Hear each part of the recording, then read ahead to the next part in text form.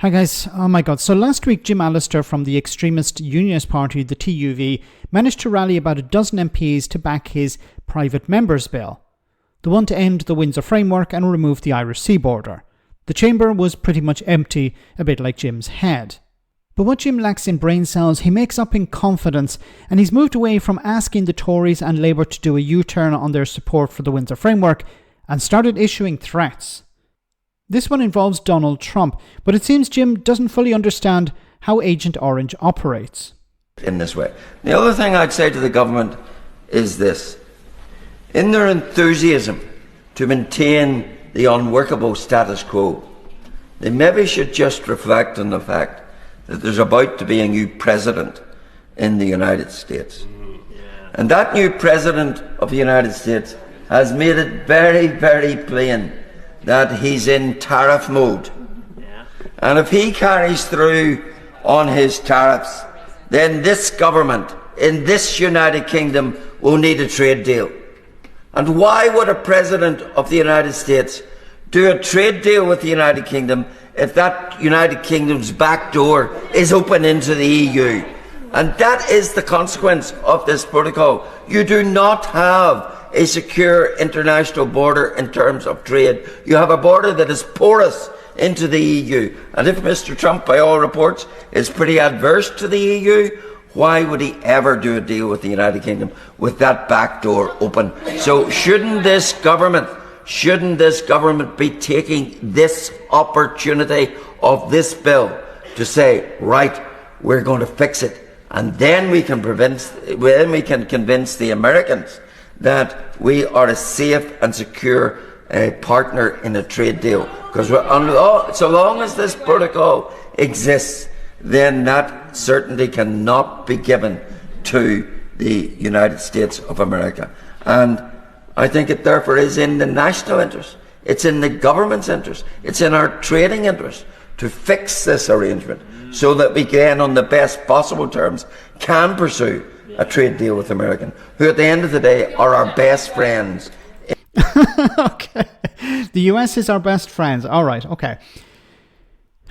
Is Jim actually advocating for a united Ireland here? Because he keeps saying, look, there's this poorly made up border, this porous border. There's, goods are able to flow in and out of this border without any checks or any controls. So is he advocating for a united Ireland? Because that would secure the border between Great Britain and Ireland. But I don't think that's what he's advocating for. He sounds like he is.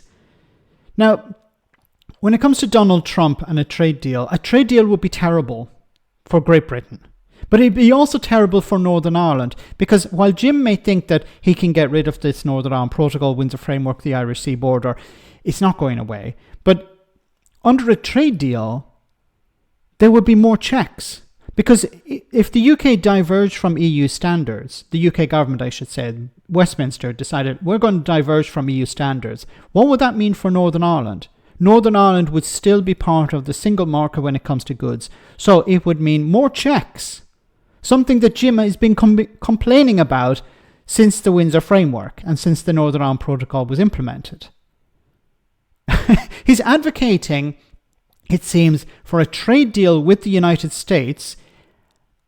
And this is like Brexit once again. This would be bad for Northern Ireland. Brexit was bad for Northern Ireland. We tried to warn people like Jim Allister, but he ignored us.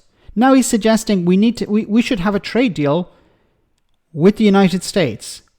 But if you have a trade deal with the United States, you're going to diverge from EU standards, and that would mean more checks on goods coming from GB to Northern Ireland. Now, I don't know whether Donald Trump wants to have a trade deal with the UK or not. When it comes to what Jim really wants at the end of the day, he's advocating in reality for a hard border on the island of Ireland. That's not going to happen. Donald Trump isn't going to entertain that. And of course, the US Congress is not going to entertain such an idea because it would undermine the Good Friday Agreement.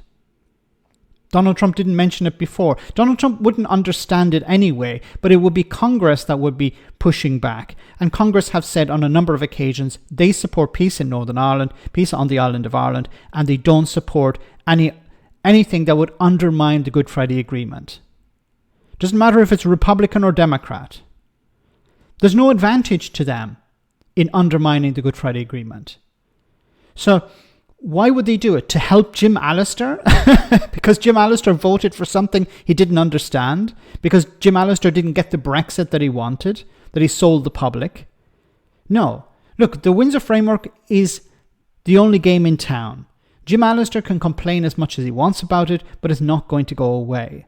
It would require both the EU and the UK government sitting down together, deciding we want to get rid of it. The EU is happy with it, or satisfied, I should say. The UK government is pretty much satisfied with it. Parliament is satisfied with it. A few headbangers aren't, but those headbangers have no power now. Jim Allister has very little or no influence. Even Reform UK have kicked him to the curb. Let me know in the comment section, guys, what you think. As always, your comments are greatly appreciated. Thanks a lot.